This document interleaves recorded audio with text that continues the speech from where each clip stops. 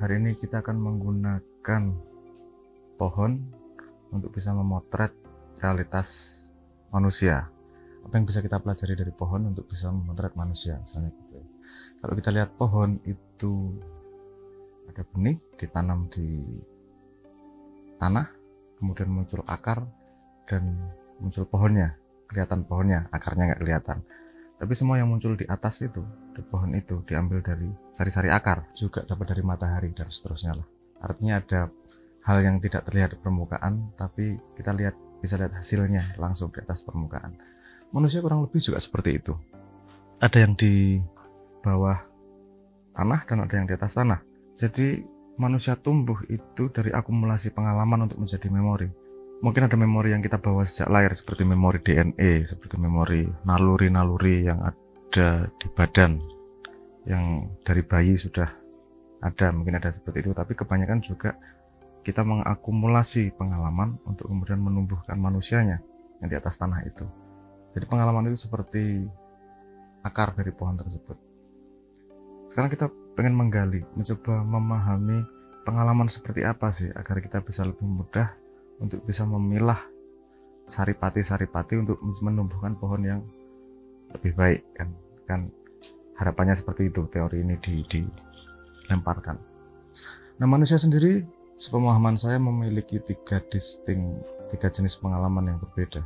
Pertama, pengalaman fisik, physical experience, pengalaman yang dialami oleh wadak.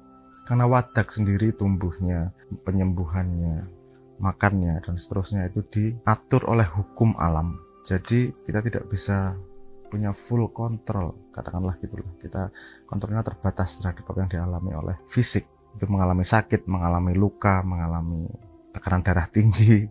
Pokoknya pengalaman fisik itu satu pengalaman yang kita akumulasi. Kategori kedua adalah pengalaman abstrak, pengalaman fisiologi, pengalaman psikologi, pengalaman intelektual, yaitu pengalaman yang datang dari asupan maknawi yang ada di dalam kepala.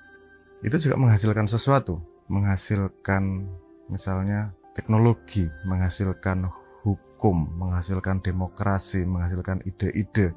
Itu dunia yang berbeda dengan dunia yang dialami oleh fisik. Kalau fisik dibatasi oleh hukum alam, kalau akal ini dibatasi oleh hukum yang disetujui oleh manusia-manusianya.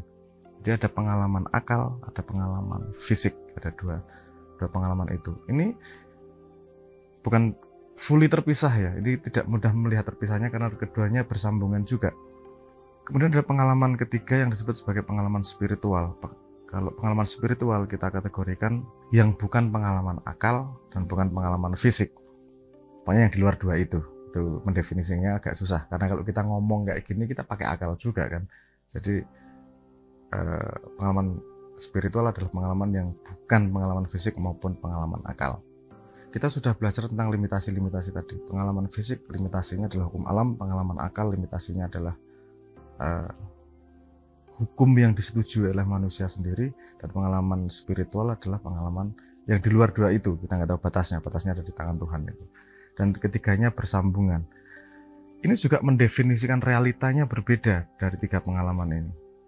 Kalau pengalaman fisik, realitanya adalah dari mengalami, benar-benar mengalami, itu disebut sebagai fakta. Fakta adalah yang benar-benar dilihat, kejadian yang terjadi secara fisik, itu fakta.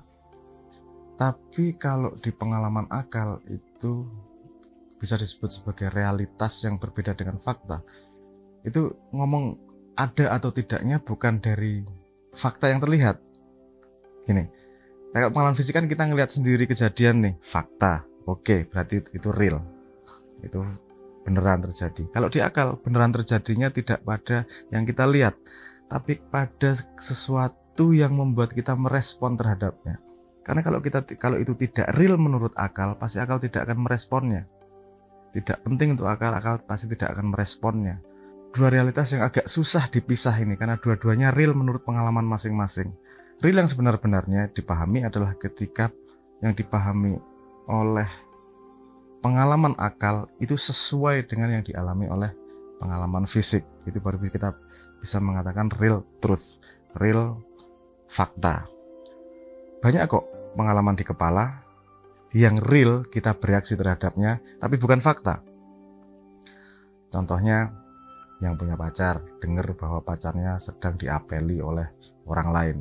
Entah fakta entah tidak, tapi informasi itu kalau dianggap real sama akal akan bereaksi nih, menjadi emosi, misalnya jealousy, menjadi panas, menjadi pengen tahu.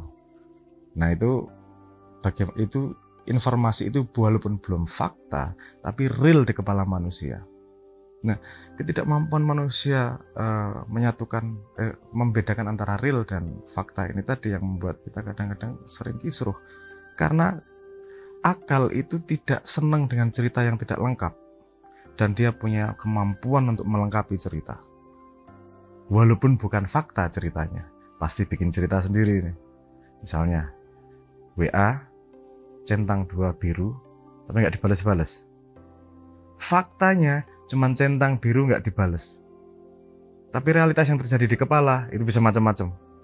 Ini nggak dibales kenapa ya? Atau karena dia sedang mesra ya? Atau dia udah nggak peduli sama aku ya? Atau mungkin karena kesalahanku yang kemarin sehingga dia sudah tidak mau merespon.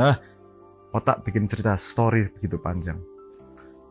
Kalau kita tidak mampu membedakan fakta sama realitas di kepala ini tadi, kita tidak akan bisa mengontrol reaksi badan secara tepat.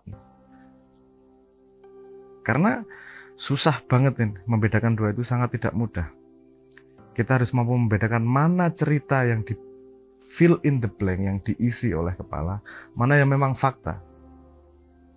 Salah satu efeknya di sosial media, misalnya di bukan sosial media aja ya, kehidupan sehari-hari manusia, kita tahu cerita sedikit aja, seolah-olah sudah tahu cerita fullnya. Ada orang lari pegang bawa TV, maling itu, jahat itu, atau walaupun faktanya kemungkinan kejadiannya bisa sangat banyak nih. Realitas di kepala, realitas fakta, dan realitas spiritual yang tidak kita bahas itu menjadi asupan untuk pohon ini untuk tumbuh. Kemudian ketika pohon ini tumbuh, dia kemudian punya keputusan untuk bermain di area apa. Kalau pohon bisa bermain di area buah, dia menghasilkan manfaat untuk orang. Dia bermain di area bunga, dia bisa memberikan keindahan, keharuman. Dia bisa bermain di area benalu, yang hidupnya dari orang lain.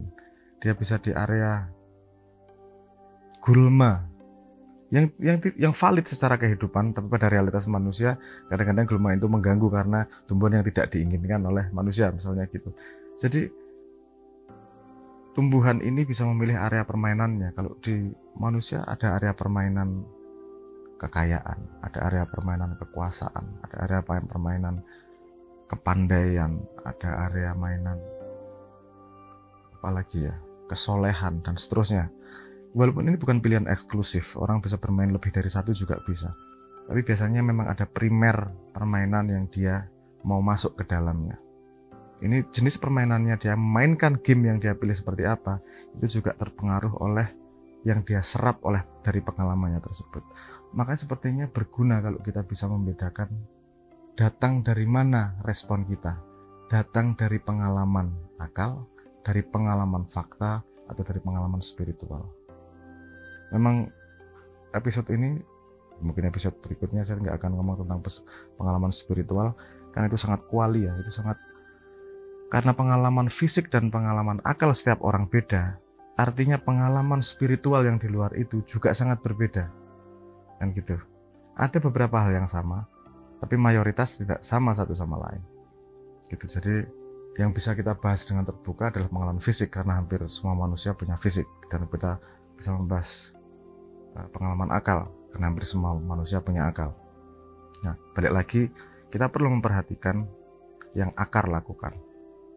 Artinya pengalaman apa yang kita ambil, untuk agar kita bisa mengontrol apa yang tumbuh di atas pohonnya. Dalam tanda petik mengontrol ya, karena tidak semua fully kontrol. Tapi katakanlah di bahasan ini kita kita bisa memilih tumbuhnya seperti apa. Sekali lagi garis bawahnya, dari pohon kita bisa belajar bahwa ada yang kita serap, yang kita olah untuk menjadi tumbuhan yang punya pilihan untuk bermain di area apa. Akarnya tadi, kalau manusia ada 3 pengalaman. Pengalaman fisik yang diatur oleh hukum alam yang bisa kita alami sendiri, yang bisa disebut sebagai fakta.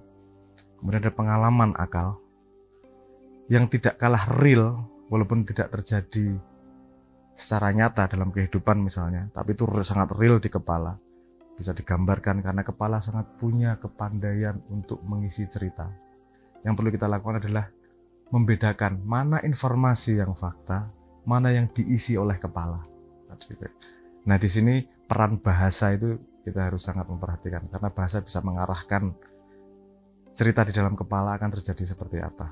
Nah, kewaspadaan diri terhadap pengalaman-pengalaman tersebut akan sangat membantu pertumbuhan si pohon atau si manusianya.